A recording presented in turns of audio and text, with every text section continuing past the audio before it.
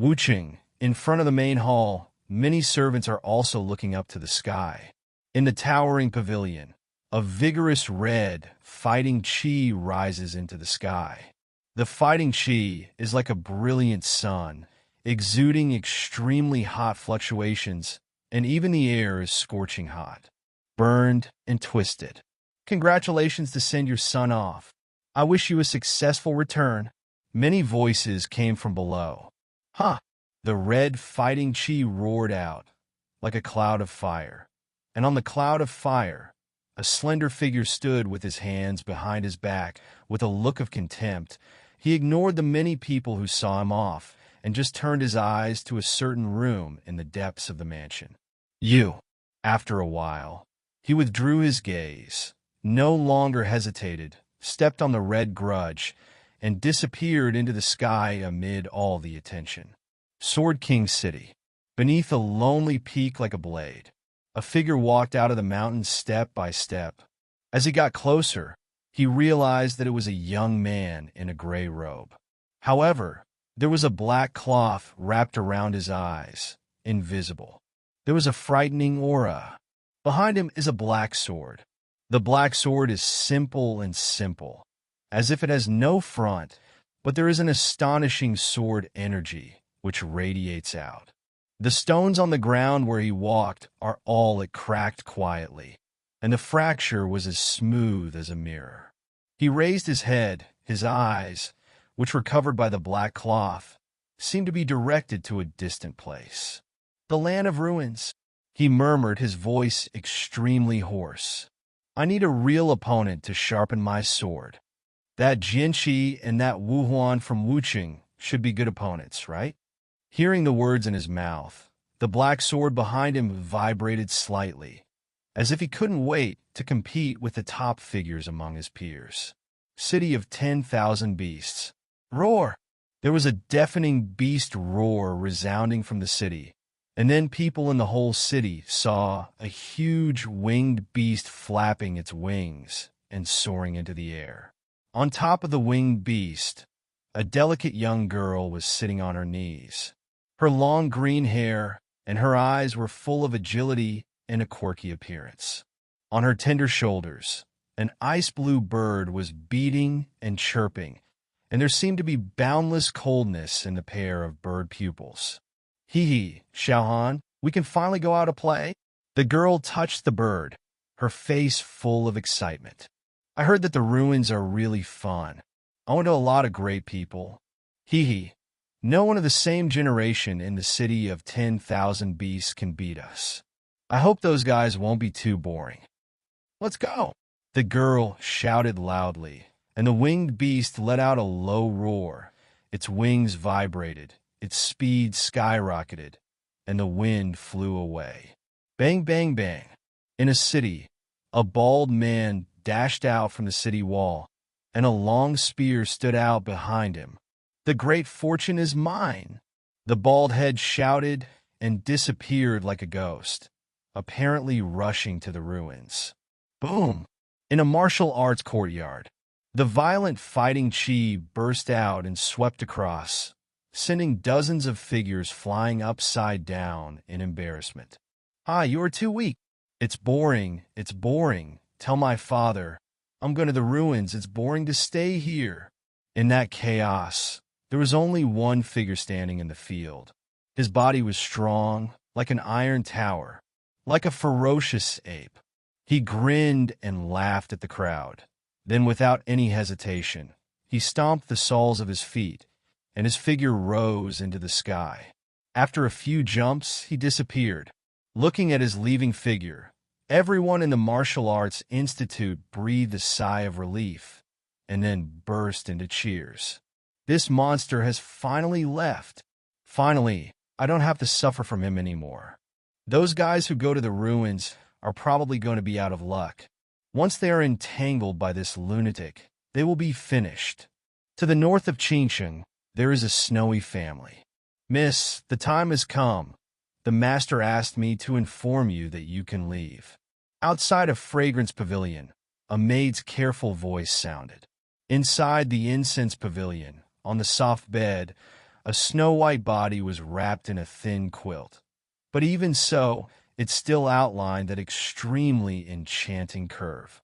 Hearing the sound, the person in the quilt sat up, the quilt slipped off, and suddenly revealed a delicate body like mutton fat, with long hair hanging down in front of him, covering the thrilling plumpness. "Come in." She raised her little face, only to see that her little face was extremely charming, like a goblin, which made people's hearts skip a beat. A maid carefully pushed the door and came in, seeing the person on the bed. Even as a woman, she couldn't help but turn her gaze on the extremely domineering figure. The maid entered the room, fetched her clothes, and waited on her to get dressed. The long black skirt covered her body, which highlighted her exquisite figure, which was slender and plump. The curve alone was enough to attract all the attention. "Hee. Thank you, Xiao. Tell my father that when I go out this time, I will definitely find him a perfect son-in-law to come back." The little demon girl grinned and sweetened the maid's face. "Miss, the master said that we must obtain good fortune." The maid reminded helplessly. What kind of good fortune can be better and more worry-free than finding a good husband? The woman in the colorful skirt blinked and giggled. "Okay, let's go." But she didn't laugh too much. She waved her little hand and moved her delicate body, only to see her figure appearing and disappearing from time to time. After a few breaths, she disappeared into the distance. The maid looked at her ghostly movement and couldn't help but sighed in admiration. Mrs. Movement skills are among the top among the peers in the Xianling continent. This is a gloomy place where bones are buried. White bones are piled up in the mountains, and the whole world is filled with death. Suddenly, a voice came from the mountain, and I saw a group of people walking out. The pedestrian steps were stiff, their bodies were blue, and their eyes were empty. When they looked carefully, they found that they didn't have the slightest vitality. Like the living dead, they carried a large sedan chair on their shoulders, and the sedan body was white. But on it, there was a pattern of ghost faces dripping with blood, exuding a sinister and eerie atmosphere. A cloudy wind whistled, and the white curtains were rolled up. Under the white curtain, a young face that was pale and bloodless emerged. His eyes were gray, and his body seemed to be wrapped in the aura of death, which made people shudder. 100 ghosts carry the sedan chair. The white sedan chair went away, as if there was a cold voice coming from far away. "Yi Wang Xing, living people avoid." At the same time, in the entire Xianling continent, many famous geniuses have come from all over the world, and their goals are all the same, all pointing to the land of relics in the center of the continent. So, in the entire Xianling continent, countless gazes came together. Everyone wants to know how wonderful it will be when these many proud young heroes collide together. But no matter what, the current ruins have become the focus of the entire continent. The originally peaceful Warcraft mountains outside, Qingqing instantly became lively, because everyone knew that the ruins cave hidden in the Warcraft mountains was about to open. "Let's stop here for a while and buy some rations for Xiao," said a man with a dark and heavy ruler on his back. After a day's rush, Xiao Yin and Yuru also came to a supply point on the outskirts of the demonic beast mountains, waiting for the ruins to open. Since Xiao Yin knew that Xiao Yi was a fire elf, in order to prevent others from knowing, he also specially refined a 6th-order transformation pill for Xiao Yi, so that he could change the shape, and now it completely presents Xiao Yi as a small beast. It is also extraordinarily cute and cruel. However, it is strange to say that Xiao Yi does not refuse fire-type medicinal herbs or medicinal materials, and his appetite has greatly increased, which is why Xiao Yan's move. Xiao Yan caught Xiao Yi from the shoulders. One person and one beast stared with big eyes, and finally Xiao Yin nodded helplessly, and after instructing Yueru, he turned around and went to other areas to buy supplies. This is a supply point outside the demonic beast mountains. Many healing medicines and necessary things can be bought. In the supply area, Xiao Yin found a maid, and after explaining everything he needed, the latter asked him to sit down for a while and went to prepare. So, Xiao Yin sat here bored and waited while holding Xiao Yi, who was full of disgust with the look of this phantom beast. However, while waiting, Xiao Yin suddenly noticed a strange gaze, and immediately turned around with his brows slightly wrinkled, and then was stunned for a moment, because he saw, not far behind him, a pretty girl with long green hair, staring at him with big eyes, and even a sliver of saliva fell from her small mouth. Xiao Yin was inexplicably seen by the green-haired girl and just wanted to get up.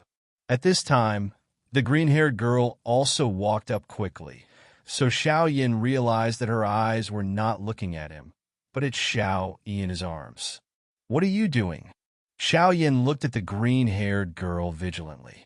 The green-haired girl wiped away the crystal saliva from the corner of her mouth.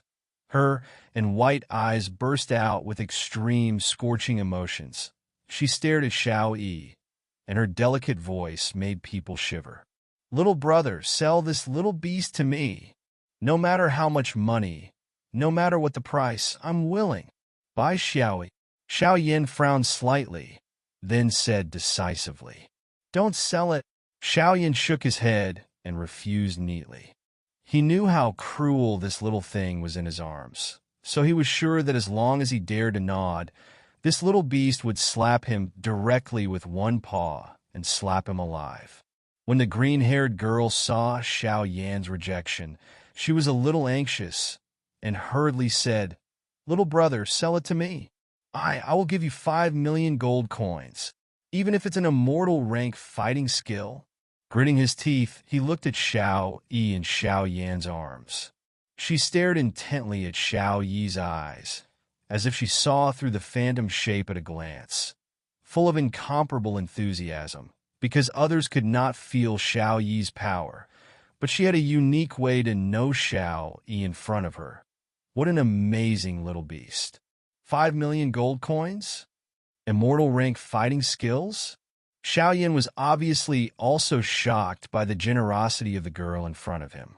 You must know that 5 million gold coins is not a small amount, and that immortal level fighting skill is even more priceless. Xiao Yin carefully looked at the girl in front of her. From the green-haired girl's frantic eyes, it was obvious that she was not talking big, but that she was really able to come up with this huge sum of money. But Xiao Yin still refused. Don't be hungry. Just because Xiao Yi has been with him for so long, it has already become a brotherhood. And besides, Xiao Yi still has the identity of a fire elf. Or take a step back and say, Xiao Yi, however, those with unlimited potential can now rival the powerhouses of the 3-star Dodi in their infancy. After that, that's great. She was repeatedly rejected, and the green-haired girl stomped her feet in a hurry. Her fair forehead was sweating in a hurry. She looked down at her small hand that was as clean as jade. There was a light pattern on the back of her hand. Now this light pattern is exuding extremely intense burning sensation. This light pattern can sense the bloodline of the source beast. The stronger the bloodline, the more scorching the light pattern will be. And the burning sensation right now, even when she got Xiao Han, never appeared. In other words, the little beast in front of him, in terms of bloodline, is even stronger than her Xiaoan, who has some Bing Feng bloodline. For her, this is simply an unparalleled attraction. Xiaoyan looked at this pattern and suddenly remembered it. The transplant technique of the Mo family on Do-Chi continent is to transfer some Chi people's strange objects to himself, such as eyes and arms. She couldn't help but be a little more vigilant towards the woman in front of her, and seemed to sense the green-haired girl's intentions. The clothes in her arms moved, and then an ice-blue bird emerged from her neckline with a bird's head, and the bird's eyes looked at Zhou Yuan with an extremely cold air. The surrounding air is beginning to show signs of freezing. And when the icy blue bird appeared, Xiao Yan's eyes suddenly froze, his brows trembled, obviously aware of a very strong threat, and he immediately looked at the icy blue bird with a solemn expression. And then, obviously, it is not simple. This girl is even more difficult. Xiao Yan's eyes were alert. He was able to carry such a powerful little beast with him. It seemed that the other party was not an ordinary person. In Xiao Yan's arms, Xiao Yi's squinted animal pupils also opened a little, swept the icy blue bird. The beast's mouth opened slightly. There was a faint jump of black light, and a low roar came from its throat. Ow! Obviously, it sensed the hostility that the icy blue bird was showing toward Xiao Yan. Facing Xiao Yi's warning roar, the icy blue bird also trembled, hesitated for a few breaths, and then slowly retracted her head again. The green-haired girl looked at the strongest Xiao, and she was shocked. Her little face suddenly collapsed. It seemed that being hard won't work, so she looked at Xiao Yan pitifully. Xiao Yan flashed a thought in his heart, stroked Xiao Yi in his arms, and finally shook his head and said, "Since you can see how extraordinary it is, you should also know that it is priceless. I won't sell it, so don't think about it anymore."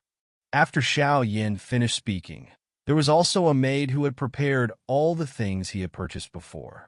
"If you don't sell me, I'll follow you," the girl in front of her stubbornly said to Xiao Yan.